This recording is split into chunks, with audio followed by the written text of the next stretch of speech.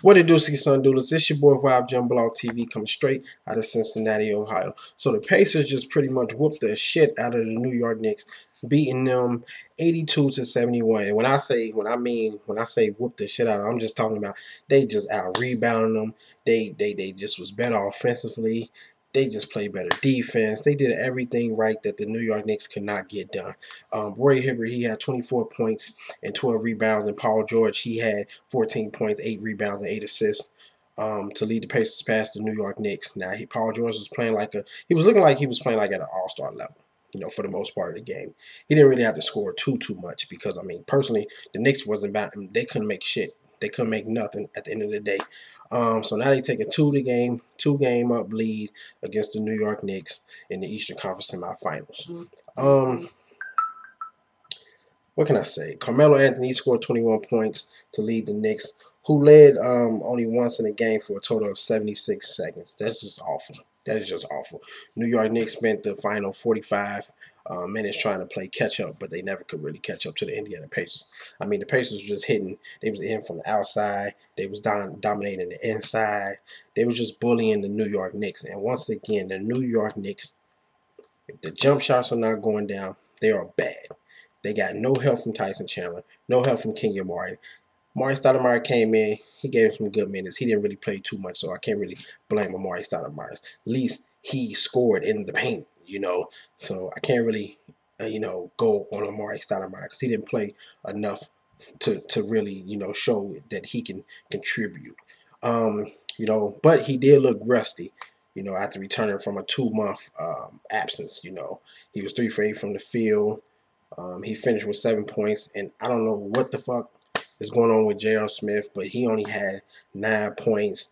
Now I know he's having a fever, but besides that, he's just been shooting bad. You can go back to the Boston series. I don't know what's going on with him, but Carmelo Anthony really needs some help. Now, even though he started messing up towards the end of the game, stretched down the third quarter and stuff like that, he started off in the second half looking good, but then he missed at one point, missed his last 6 shots.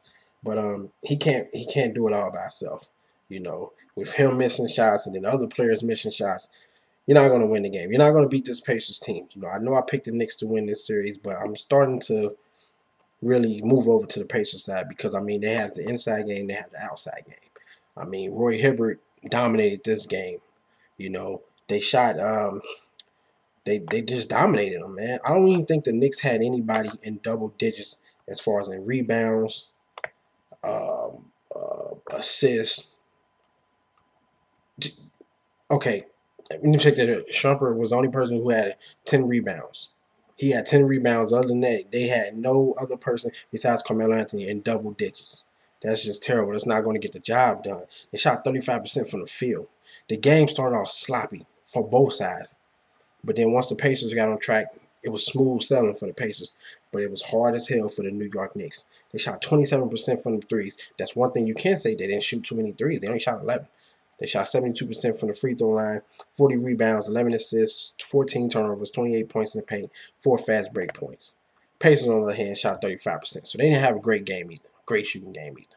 They shot 30% from the three. They shot 33 damn threes and made 10.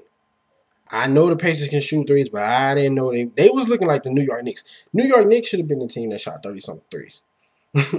They shot 69% from the free throw line.